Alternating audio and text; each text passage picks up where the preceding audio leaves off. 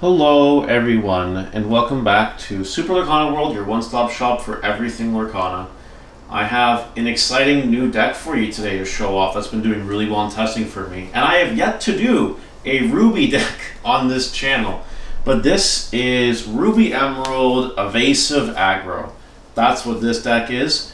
It's a whole bunch of evasive dudes, and it's a whole bunch of dudes with good lore values and good effects and restanding effects, in order to ensure that you're questing for as much lore as possible that your opponent cannot interact with. And it's racing your opponent to the end. That's exactly what this deck is all about.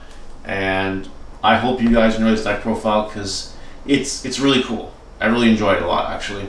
Let me know anything in the comments, like the video, subscribe, new channel trying to grow. You know, we are the one-stop shop within Lorcana. I think I said that already. Oh well, must be true.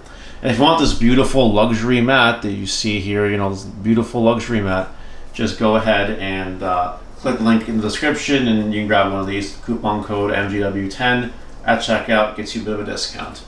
There's no main card in this deck per se. So Pongo is my favorite. We start with Pongo here just to show you what it's all about. It's a 4-drop 2/3 that quests for 2 and has evasive.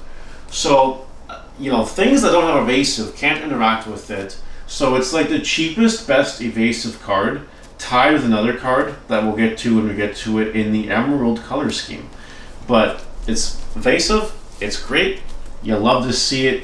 It has the weakest stat, it has weak stats though, so like in the mirror match, unfortunately, it's a little more of a liability. However, we have text to deal with the mirror match or even against other Emerald aggro decks and other Ruby aggro decks, and all that stuff. So don't worry about it. We'll get to those when we get to those.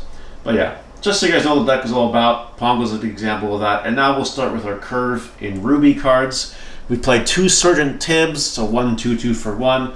Just helps you match those 2/2 for 1s, those cheap 1-drop aggro cards. And we have 2 copies of Minnie Mouse.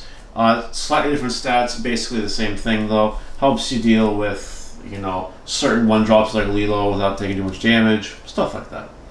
And we're playing 2 copies of a card, Shield of Virtue. Shield of Virtue is a really good item in my opinion.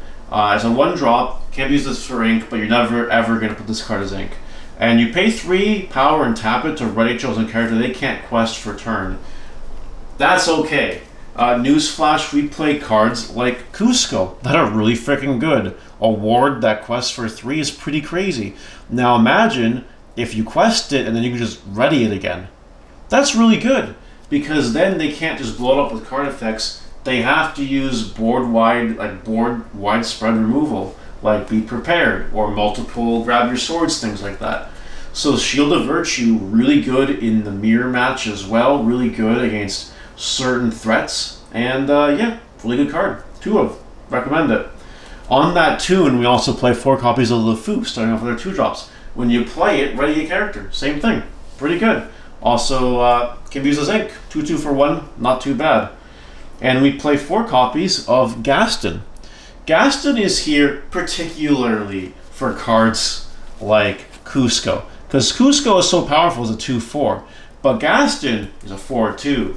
So this random 2-drop, inkable by the way, if you need to, can trade with Cusco.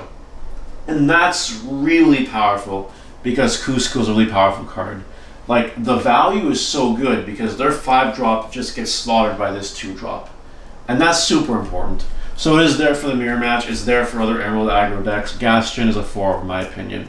Yeah, it can't actually quest. That's annoying. But if you're not playing against anything like Cusco, you just freaking make it as ink and rotate other cards. That's fine. Now on to 3-drops. We have Aladdin. We play 3 copies of this Aladdin. It's a 2/2 that quests for 1. Not super huge stats, but when you play it, you drain the opponent 1 lore. They just lose a lore. And that helps you potentially in the race. It also helps you shift, hint, hint, hint, when we get there. So I think 3 copies of it is fine. It helps you with aggro. Pretty good card. Pongo was our Ruby 4-drop. We play other 4-drops in the deck, and we'll get to them when we get to them. But onto our 5-drops, we're playing 4 copies of Maui. Maui is a 5-cost with Rush and Reckless. It is there basically as a body that hits the board and kills something. That's what it's there for. Really good value, can kill really big threats sometimes. Maui is just incredibly powerful.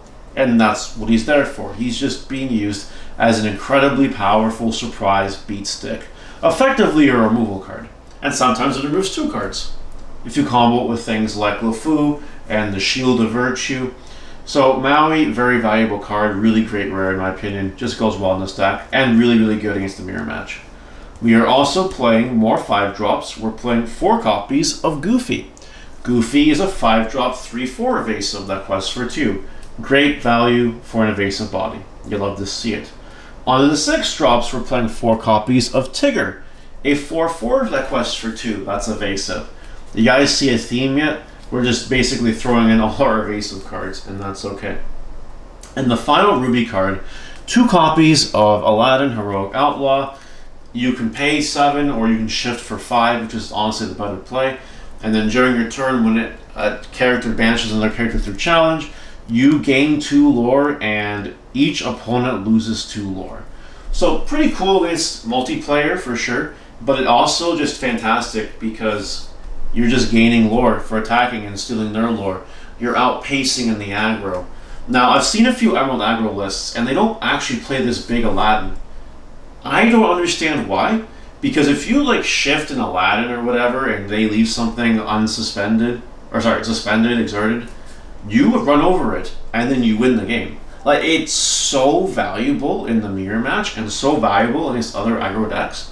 I think it's just super necessary. It's 5/5 lets you attack over Stitch. That's huge. So even if Aladdin dies after 2 swings, you know, if it swings twice and dies, you've stolen 4 lore. They've lost 4 and you've gained 4. That's very valuable. That's a very good trade of resources. Not to mention they're down 2 cards and you're only down 1 card. Anyway, Aladdin's crazy. 2 copies of it. Card's really, really cool. Now we're going to move on to our Emerald package. Our Emerald package starts off with 2 copies of Cruella de Vil. When the character is challenged and banished, you may return chosen character to that player's hand. Could be good to bounce something to the opponent's hand or something back to your hand if it has really good on play or whatever, ready to heal damage. Cruella de Vil is not like the most bang for your buck in terms of lore, but the ability is really cool, so I did want to play some copies of it. On to 3 drops, we're playing 4 copies of Peter Pan. It's a 3-drop, 3/2, quest for 1, has evasive. It's evasive. It's in the deck. It's got its job. Really cool. We play 4 copies of Cheshire Cat. It's a 3-drop, 0/3 that quests for 2, so a little more valuable. And when its character is challenged and banished, you banish the challenging character. So your opponent will lose whatever it runs over with. So it's a 1/1. And they want to get rid of it ASAP. Or they might waste removal on it. That's fine too. Cheshire Cat is just there to tank a hit or 2, and then quest for 2 lore. Good card, good lore, love to see it. We're playing 2 copies of Mother's Knows Best. It's just a 3 cost. You can sing it for free if you want to. Bounces a character to the hand. You can bounce your own thing if you want to heal something, or you can just bounce something in your opponent's side of the field to help keep tempo under your control. One of the ways to win like an aggro mirror match is by bouncing their aggro pieces back to hand. That way, you know, all of a sudden they can't quest with that card that turn. They gotta replay it all over again, and maybe you play it for 3, or maybe you sing with something like, I don't know, a freaking evasive Peter Pan that only quests for 1. It gives you good value long-term trade. It's technically a -1, but it's a fine card for what it is. And last 3-drop, we're playing 1 copy of Jasper. I'm not the biggest fan of Jasper, I'm going to be real with you. It hasn't really come up all that much. But when you quest with it, a chosen opponent's character can't quest during the next turn. Really what you want to use this card on are the big dudes that quest for 3. Like, if you quest a Jasper, you gain 1, you're telling their big 3 questing dude it can't quest. And that's when it's most valuable. Besides that, it's kind of like this card feels like a nothing burger. It feels like the worst card in the deck, to be honest. Everything else does a lot of cool things, and that's just kind of there. But has it won me a game? It's won me exactly 1 game. So you tell it, you call for what it is. Jasper is cool. Some people play multiple copies of it. The 1 is fine. You can try more if you like it. Not a big deal. On to 4 drops. We play 4 copies of Tinkerbell. This has the exact same stats as Pongo, has evasive, but also has Pixie Dust. When you play this character, chosen character gains evasive this turn. In testing, I may have had enough mana to play a Maui and then play a Tinkerbell, give it evasive, and that turn I'm killing Mickey Mouse, Brave Little Tailor.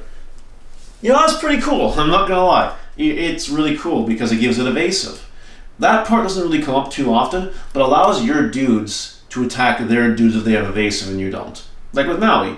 So, really cool combo, but ultimately, it's just a 4-drop with evasive that quests for 2. And that's pretty good.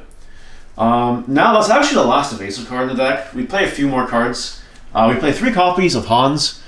It's a 4-drop 3/3 that quests for 3. If it was a little stronger, I would play another 4th copy of it. But 3/3 is actually just really easy to kill. So 3 copies of it is fine. It quests for 3 and it's usually dead. That's okay. Of course, we are playing 4 copies of Cusco.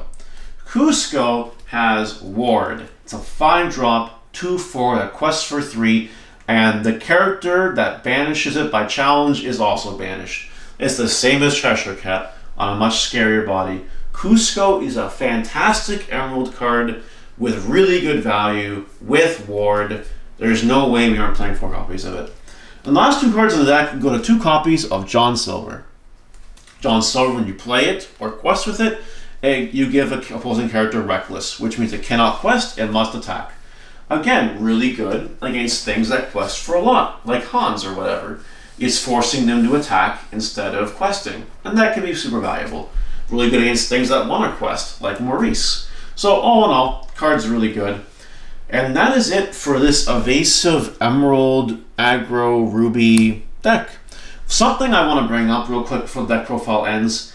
The biggest weakness this deck has is it does not have draw power. So if you're not careful, you will burn through your whole hand, you'll be top decking the whole game, and that's just truly unfortunate and something that you don't want to happen, right?